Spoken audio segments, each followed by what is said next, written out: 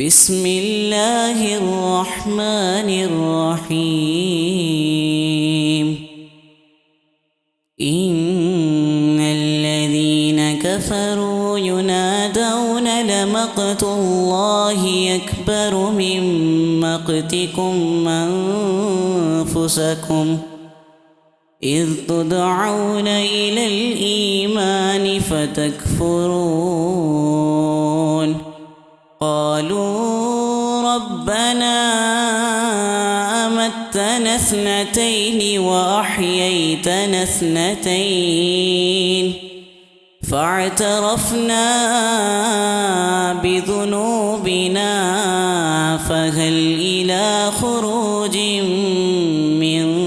سبيل ذلكم بأنه إذا دعي الله وحده كفرتم وإن يشرك به تؤمنوا فالحكم لله العلي الكبير هو الذي يريكم آياته وينزل لكم من السماء رزقا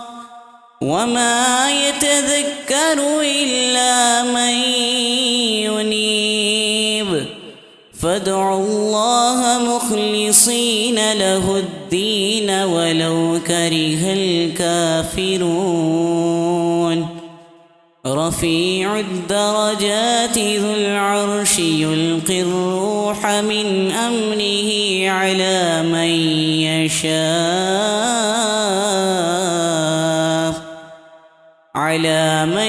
يشاء من عباده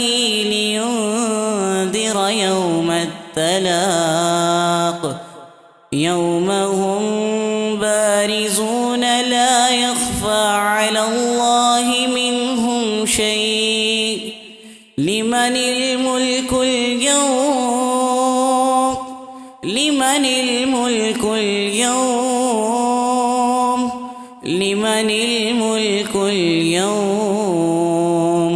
لله الواحد القهار صدق الله العظيم.